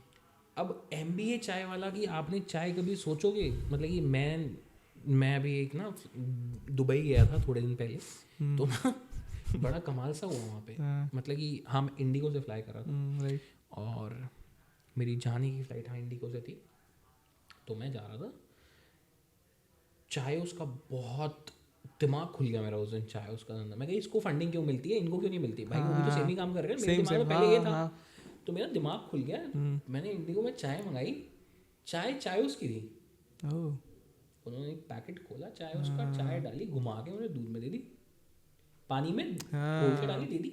अच्छा, प्रीमियम काइंड ऑफ कस्टमर को टारगेट कर रहे हैं। मैं बता रहा हूँ, अब आप ये देखो कितने लोग फ्लाई करते हैं डेली, और कितने लोग चाय पी लेते होंगे उसमें डेली। मैं कह रहा हूँ 1 लाख लोग फ्लाई कर रहे हैं, 10,000 तो चाय पी लेता होगा इंडिया में फ्लाई करते 10% का रेशो मान लेते हैं। तो बस वो विजन का ही डिफरेंस है एज पर माय अंडरस्टैंडिंग। वो लोग बेस तो सेम ही प्रोडक्ट रहे हैं, वो किसी और ऑडियंस के लिए बना रहे हैं और वो किसी और ऑडियंस के लिए, राइट। सिंपल है, वो मास कंजम्पशन में चले गए कि हम इन ऑडियंस को बेचेंगे, ये प्रीमियम ऑडियंस है, हम इसको सेल ऑफ करेंगे ये प्रोडक्ट, और उनका भी सही है, उनका मॉडल अपनी जगह सही है, उनको फंड की जरूरत इसलिए नहीं पड़ती बिकॉज ऑफ द रीजन कि मास पे काम कर रहे हैं वो लोग, profitability first day profitability, right. उनको चाय बेचनी नहीं है हवा में, उनको चाय जमीन पे बेच के पैसा कमा लेना है, राइट। बट चायोस बहुत अलग तरीके से सोच रहा है, जबकि चाय पॉइंट चायोस बहुत ही पहले आ चुके हैं, they are even the inspiration of these brands, like MBA Chai वाला और चायोस का इंस्पिरेशन ही होगा ये, क्योंकि चायोस बहुत पुराना ब्रांड है, चाय पॉइंट बहुत पुराना ब्रांड है, राइट। ये तो उस टाइम पे आया था जिस टाइम स्टार्टअप्स के नाम इंडिया में नए आ रहे थे, उस टाइम पे इनके CNBC आवाज़ पे इंटरव्यूज आते थे इनके फाउंडर्स के, तो ये बहुत पुराने ब्रांड्स हैं। मेरे हिसाब से इन्होंने बहुत सेक्सी धंधा बनाया है, बहुत प्यारा धंधा है, बट वही है कि are they profitable right now? Chaayos नहीं, मेरे ख्याल से नहीं है, Chaayos is not profitable, there is, मतलब 2-3 महीने पहले ही राउंड उठाया। डोंट यू थिंक कि वो अगर इसमें नहीं सस्टेन कर पाएंगे दैट, यार आप ये देखो ना, चायोस का दिस विल प्रूव कि हमारे इंडियन मार्केट में प्रीमियम नहीं चल पाएगा। यार ऐसा नहीं है, प्रीमियम पे करते तो आप नेटफ्लिक्स नहीं देखते क्या? हाँ, नेटफ्लिक्स का है, बट फॉर दिस थिंग मैं बताता हूँ, चाय का जैसे नेटफ्लिक्स के कुछ यूज़र है ना, ऐसे चायोस की चाय पीने वाले कुछ यूज़र हैं, ठीक है। अब मैंने ना चाय सुट्टा बार की चाय पी थी गुड़गांव में, यू ब्लॉक के अंदर, बहुत मस्त चाय बनाता है वो आदमी, वो भी अच्छा, बहुत मस्त बना रहा है, बहुत स्टैंडर्ड अच्छे प्रोसेस में, एवरीथिंग इज गुड। बट जब मैं मीटिंग करने जाऊंगा ना, तो मैं बैठूंगा चायोस के अंदर ही, वो इंडिया का स्टारबक्स है, आप समझ रहे हो? Starbucks, right. बहुत मेरे को चाय पीनी है भाई, तू यहाँ आ चायों से बैठा, राइट। आप समझो ना, वो साइबर हब में उस लोकेशन पे खुला हुआ है जिस लोकेशन पे हर कॉर्पोरेट को मीटिंग करनी है, तो उनका TG बिल्कुल अलग है, उनका टारगेट ऑडियंस अलग है, बिल्कुल वो अलग गेम खेल रहे हैं। ये लोग जो है ये फर्स्ट डे प्रॉफिटेबिलिटी का गेम खेल रहे हैं, तो इसलिए आप इन्वेस्टर को पिच करोगे फर्स्ट डे प्रॉफिटेबिलिटी, वो तो यही कहेगा ना, भाई आपका धंधा है, आप तो फ्रेंचाइजी खोलते चले जाओ, आपका धंधा बन जाएगा, वैल्यूएशन। तो हमारे धंधे में क्यों हम फंड उठा रहे हैं, मैं तो फ्रेंचाइजी खोल रहा हूँ, राइट। सारे प्रोसेसेस को टेक्नोलॉजी पे ला रहा हूँ, मतलब कि मेरा इतनी चीज़ें टेक पे आ चुकी हैं इस टाइम पे, we are launching one very beautiful features and we are also doing white labelling for our SaaS, this technology for the cess.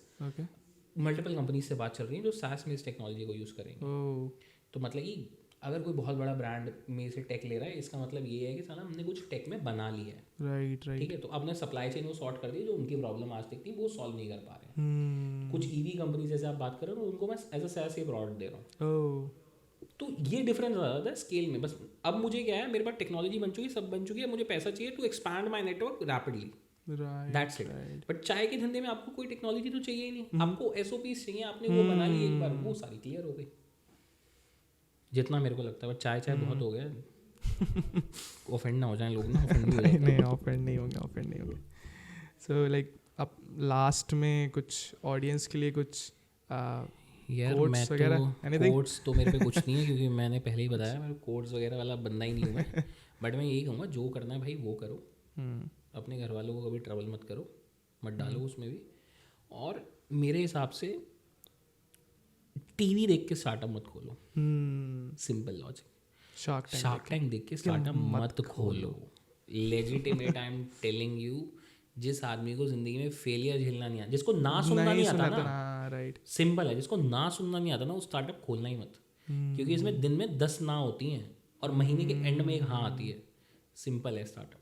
जिसको ना सुनना नहीं आता ना, वो स्टार्टअप ही मत खोलो. मतलब कि बहुत लोग बहुत धंधे बना रहे हैं. जैसे चाय के ऊपर इतनी ज़्यादा लंबी बात हो गई भाई. मैं तो दोनों धंधों को, बूटस्ट्रैप धंधा बनाना इज़ वेरी डिफिकल्ट और इन्वेस्टर बिजनेस बनाना भी is difficult. You can't raise capital from investor. ये चुटकियों का गेम नहीं है आपके ना. मतलब if you look back into this Mechanifi business, then आपको लगता होगा कि कहाँ मेरा एक स्टोर नहीं था. right now I'm having more than 1,000 stores. अभी तो हमारा यार ये प्लान है, मतलब कि हमारा 1,000 स्टोर्स का प्लान चल रहा है कि जैसे हमारा टेक पूरा कंप्लीट हो जाएगा, जैसे मैंने पहले बोला कि हमारा फर्स्ट एम ये है कि प्रोसेसेस सॉलिड प्रोसेसेस सॉल्व कर ले. बिकॉज आप ना एक्सपैंड करना 5-10 फ्रेंचाइजियाँ बहुत प्यार से चला लोगे, 100 फ्रेंचाइजी या 150 फ्रेंचाइजियाँ प्यार से चला लोगे. राइट. बस उसमें ही फसाद फंसेगा. बट उसमें आप ऑपरेशन में उलझ के रह जाओगे, 1000 नहीं पहुँच पाएंगे कभी. अगर आपको 1000 से 5000 बनानी है ना, 1 से 100 बनाना 4-5 साल का प्रोसेस है. आप बना लोगे, प्रॉफिटेबल धंधा, हमेशा घर में पैसा आएगा.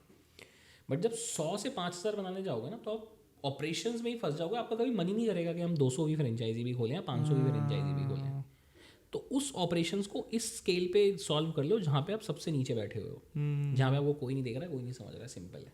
मोस्टली बिजनेसेस इसलिए भी बंद हो जा रहे हैं इंडिया में, बिकॉज क्या है कि वो 100 तक खोल के दे यार सफिशिएंट कि हाँ ठीक है धंधा बन रहा है. दिन यार देखो वो उनका माइंडसेट है. मेरे हिसाब से तो जैसे कई लोग फ्रेंचाइजी से पैसा भी बनाते हैं, कई लोग फ्रेंचाइजी फीस चार्ज कर लेते हैं. जैसे बहुत बड़े बड़े कंपनीज हैं जो फ्रेंचाइजी फीस चार्ज करके पैसा, वो धंधा ही उनका प्योर वो है कि फ्रेंचाइजी फीस ली और धंधा बन रहा है. सिंपल है. जितनी फ्रेंचाइजीज बिकेंगी उतना पैसा आएगा. राइट. सिंपल लॉजिक है.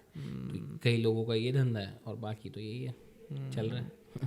Thank you for inviting me. Thank you sir.